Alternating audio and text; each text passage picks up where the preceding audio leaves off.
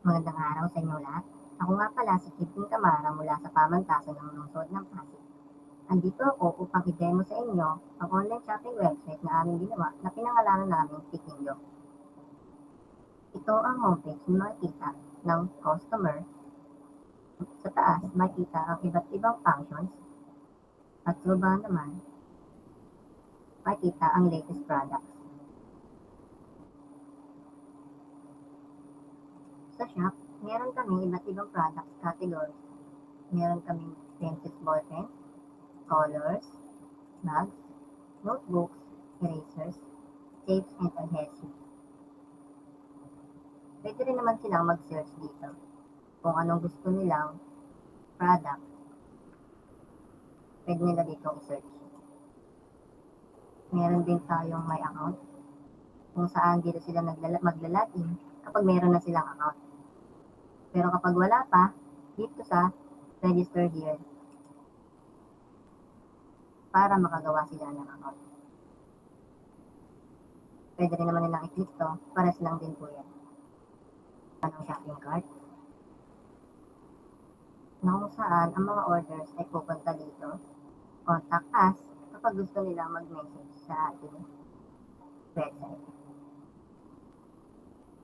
Ito naman yung cart, pares lang po yan ng shopping cart. Punta naman tayo sa admin page. Dito, admin ang nagmamanage ng Pikinyo. Pwede silang mag-insert ng product, mag-view ng products, mag-insert ng product categories, mag-view ng product categories, insert ng slides, view slides, insert ng term, view terms, view customers, yan yung mga customer, view orders, yan yung mga orders ng customer, approve orders, na kung saan dito in-edit yung shipping status, view payments, return order, admin, pwede silang mag-insert ng admin, pwede mag-view ng admin, pwede rin mag-edit ng admin, fax, insert fax, at saka yung logout. Dito, tuturuan ko naman kayo kung paano umorder sa aming website. Una, kailangan munang mag-register ng isang customer. Ipilapan lang ang form na ito upang magkaroon na siya ng account.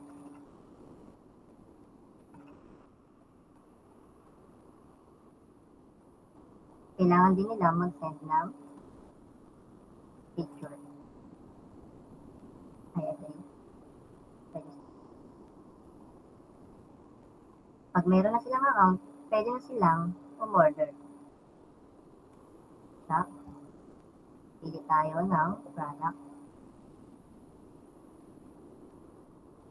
Dito, pwede silang pumili kung ilan ang gusto nilang quantity.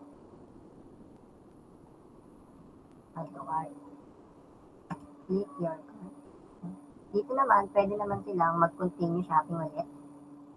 Pwede nilang i-update ang kanilang items. Pwede nilang i-remove. I-click lang nila ito. Sabay update. Pwede rin nilang dagdagan ng quantity. Pwede rin nilang bawasan. At kung okay na sila dyan, pwede na nilang i-proceed to checkout. Sa payment options, meron silang tatlong pwedeng pagpilian. May cash on delivery, GCash, ATM. Unahin muna natin ang cash on delivery. Dito, pwede nyo lang i-cancel ang kanilang order kapag pending pa ang kanilang status. Pero once na-approve na to ng admin, hindi nila pwedeng i-cancel ang kanilang order. Click lang ang view orders. Tapos approve.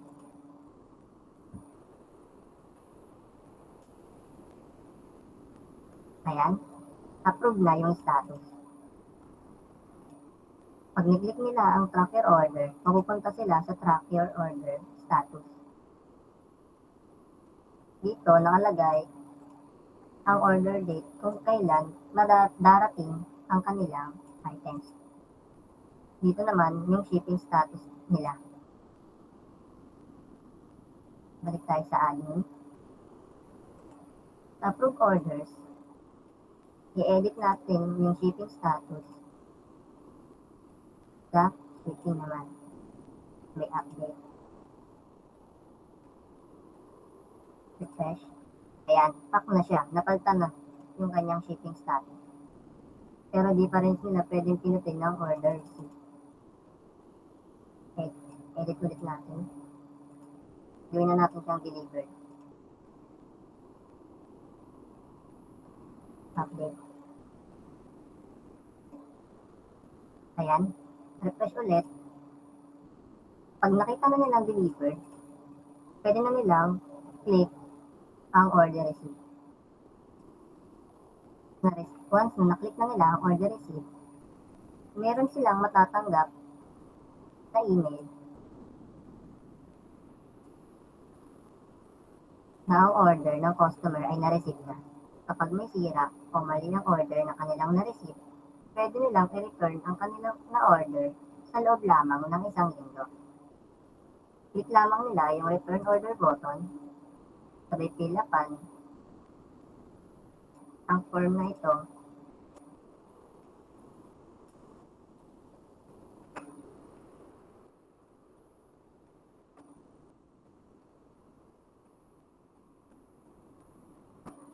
At kailangan din nilang mag-send ng resibo. Resibo na ng kanilang in-order. Click send message. Once na na-send na nila ang message, marireceive iyon ng Pick and Go sa Gmail. Ito yung mga info na nilagay ng customer. At makikita rin yan dito sa admin page sa return order.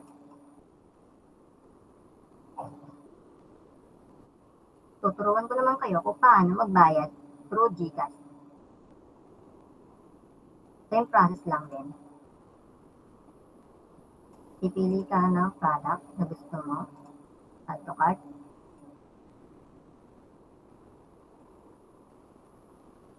Ayan. Update natin siya. Click update. Ayan, nag-refer na siya. Proceed to checkout. Ayan, piliin naman natin yung details. Dito, meron siyang confirm payment at meron din siyang cancel order. Click natin yung confirm payment. Dito, kapag di ka marunong gumamit ng GCash, click nyo lang to. Tapos merong makikitang step kung paano magbayad through GCash.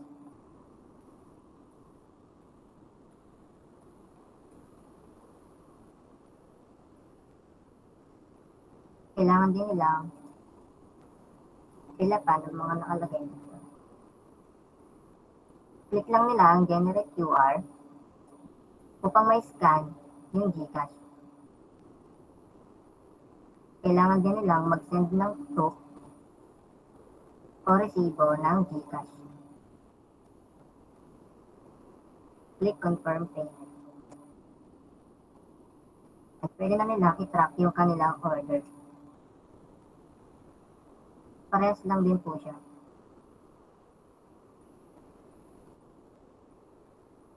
I-approve na ulit natin yung orders. Approve. Once na na-approve na natin, i-edit na po natin yung shipping status natin.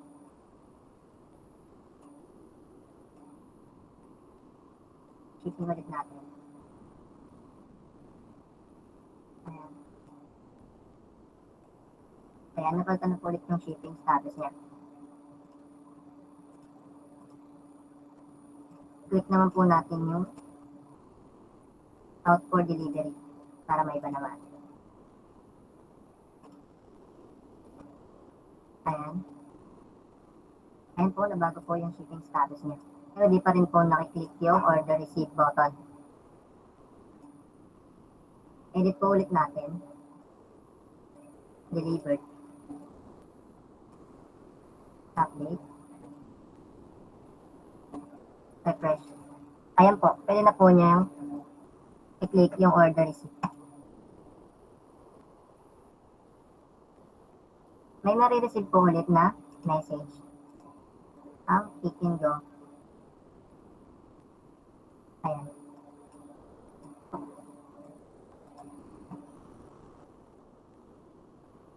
10 pounds lang po yan sa return your order.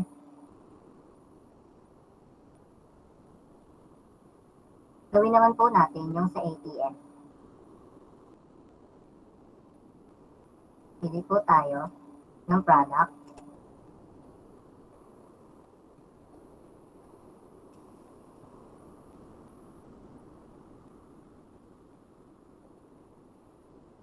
Ayan, dalawa na pong item na nilagay natin.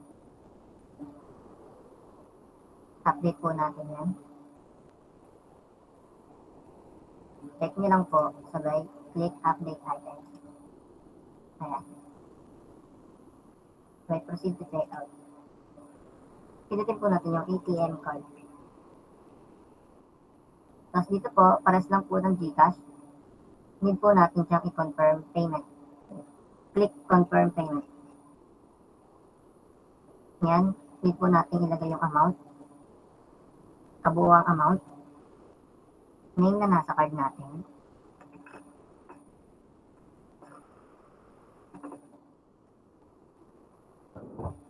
Yung digits numbers na nakikita sa ATM.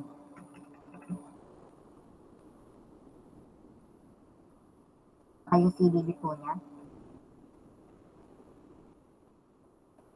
Saka po yung expiration.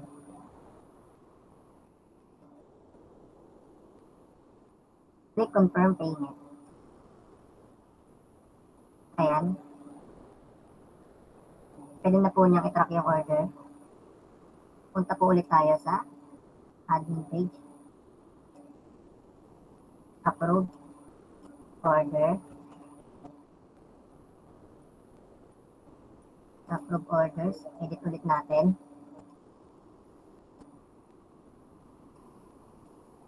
Gawin na natin siyang out for delivery agad.